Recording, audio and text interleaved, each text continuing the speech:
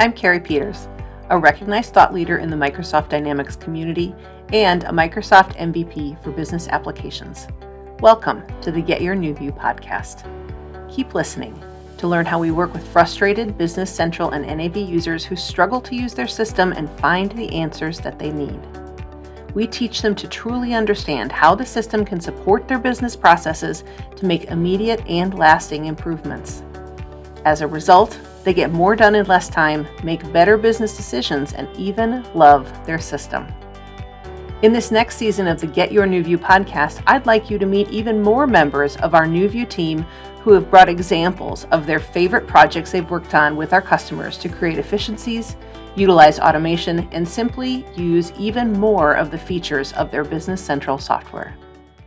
Everybody, welcome to the podcast today. Robb Delprado, who is one of our senior consultants, and I have asked him to come and talk with us today a little bit about some of the projects that we've worked on related to purchasing and how we're able to help our customers with specific projects in that area. Robb, if you would share your story with us, that would be fantastic. Well, good morning, Carrie. I always love to talk about success stories, and this one was really good in the beginning, and then I was a little bit surprised about how it ended up in where I was called in. So Jerry was the controller for a equipment rental company, and they basically rented, serviced, and sold power tools and building supplies. And Sharon was his accounting supervisor.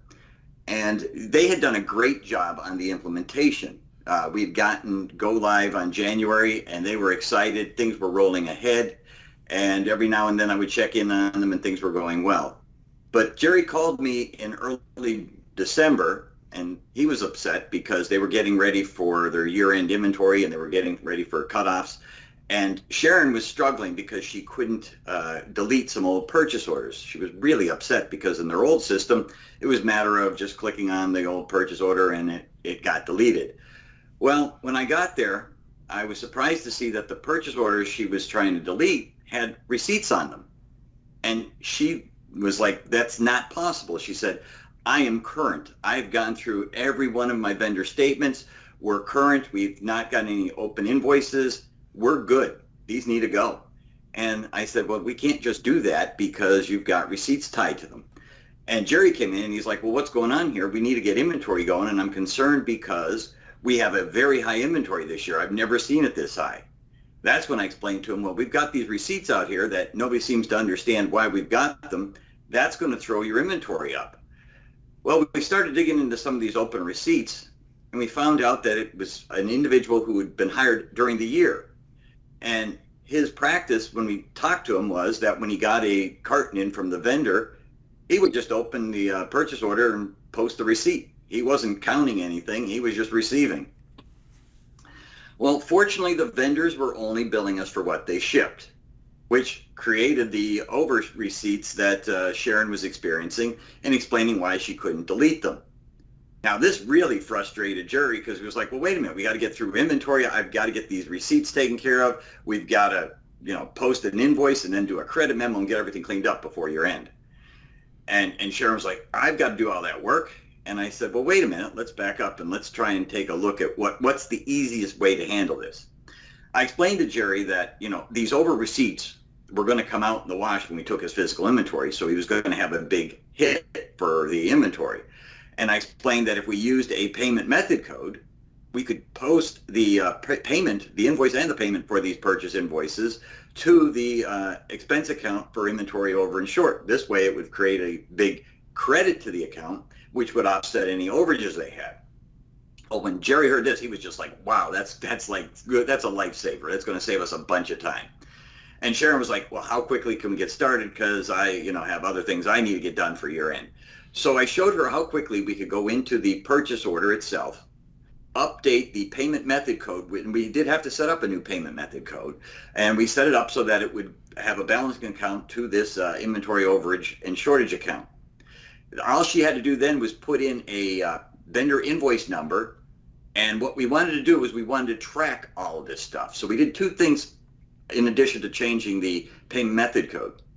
We changed the posting to read correction for over receipts And then we set up a different number series that we were going to use for the vendors' invoice numbers that stated something like over receipt and whatever the year was, so that we could then do -1, -2, -3. So later on, if they were ever going into the vendor ledger entries, because this impacted a number of vendors, so they would be easily able to filter either on the posting description or that vendor's invoice number.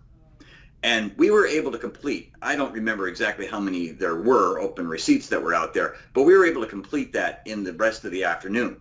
Jerry was thrilled because that meant that they now had the inventory lined up for his physical inventory. And Sharon was really glad because she didn't have any extra work to do. So it's a story of, users do the darndest things, and if we don't train them right, they're going to do what they think is the right thing to do. So that new receiver, wound up getting some extra training at the end of the year so that we didn't have that issue next year. Yep, absolutely. What a great story, and what a nice creative solution, Rob. I really like that. A good mix of operational understanding of the business process as well as accounting and what it would take to get those things processed through, as well as create a proper audit trail and account for everything in a way where you could find all of that information when needed later on. So fantastic. So with that kind of a project, that was kind of a break fix call, right? Where they called and just said, we've got this new condition. Everything's been going great. We don't know why this has happened. And I know that kind of thing is a type of call that we get at NewView quite frequently, where there's some mystery of why something's not working or why something's not adding up in the accounting. And often they get in touch with our team to figure out what that solution is. I love that you tied in the training as well with that particular story about the receiver, because if that person had training up front as part of their onboarding or as part of maybe refresher training throughout the year, that could have been a 100% preventable issue, right? Absolutely. And, now that they knew what the telltale signs are, if something is out there that's old and you're current with your vendors, that's a trigger to go back sooner than later and start following up on individuals who might not be doing the right thing. Yep. Fantastic. I can tell, though, that Sharon is probably one of the people that you worked with in the beginning, because she was very adamant about keeping her open list of purchase orders current. That's something that... Yes, she was. Yeah, that's something that I know that you talk with your customers about all the time, and so do I, because from a financial standpoint, I always talk about how as long as their list of open purchase orders are current, they can have a good chance at getting a very good cash forecast based off of what they have. But without that data cleanup and without maintaining those processes like you work with on your clients, that's not possible. Well, fantastic. Right. So when we think about a project like this is something that happened because they had a need in that moment. When we have customers call us other times, they're just looking for a check-in to see how they're doing with things. And oftentimes we'll do an assessment.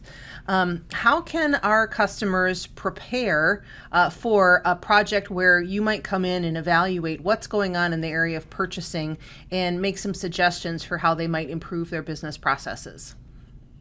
Well, going back to Sharon, she had everything lined up. She had gone through all of her vendor statements. She had confirmed that there were no open invoices out there.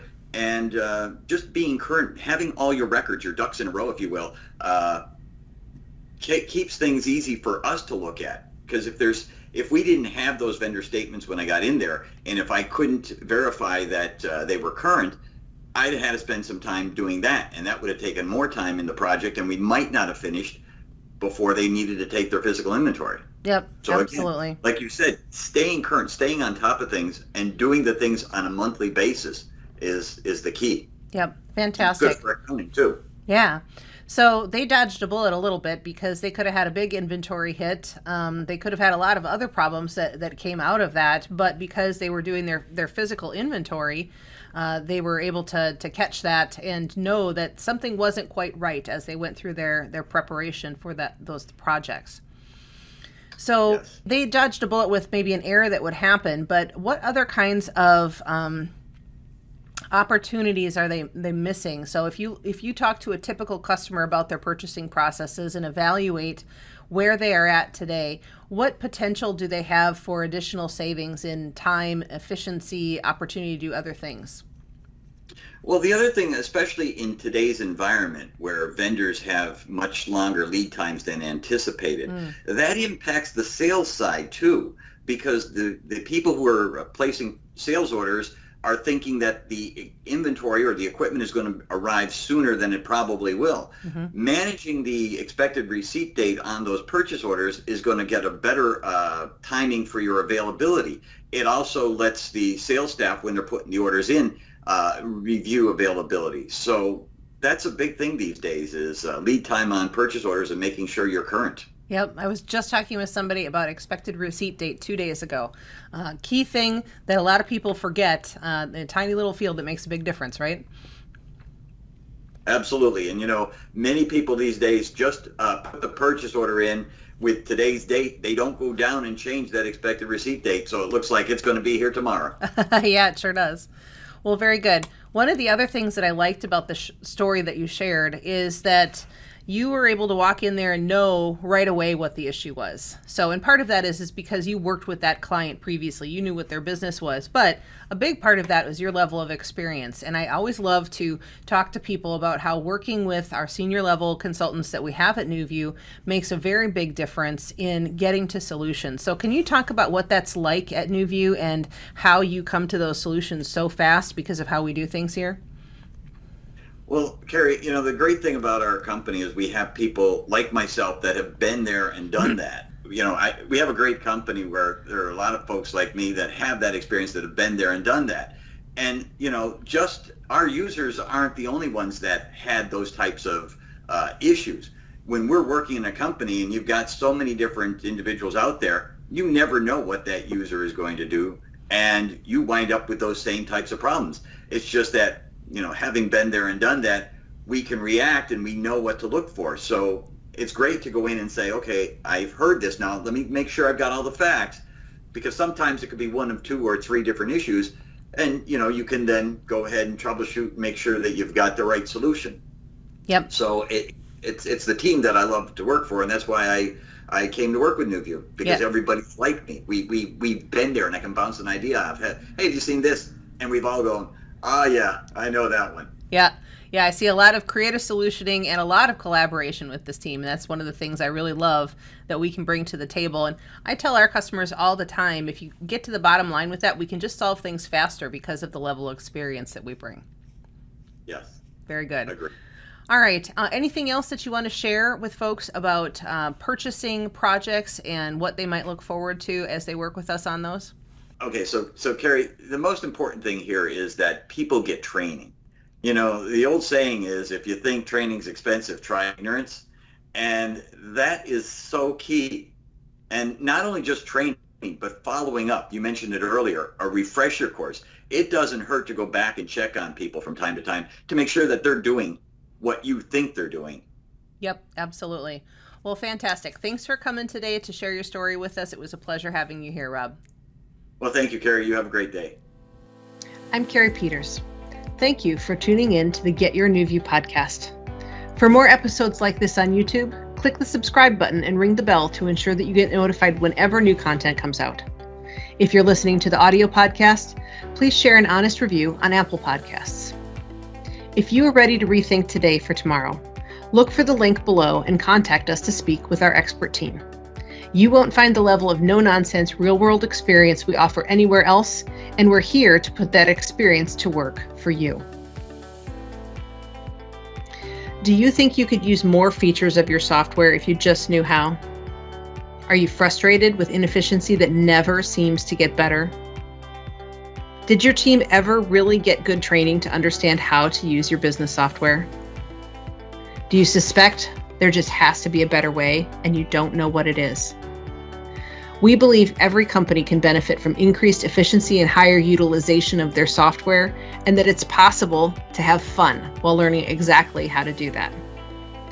The experts at NewView Strategies work with frustrated Business Central and NAV users who struggle to use their system and find the answers they need. We teach them to truly understand how the system can support their business processes to make immediate and lasting improvements. As a result, they get more done in less time, make better business decisions, and even love their system. Please contact us at getyournewview.com to get started.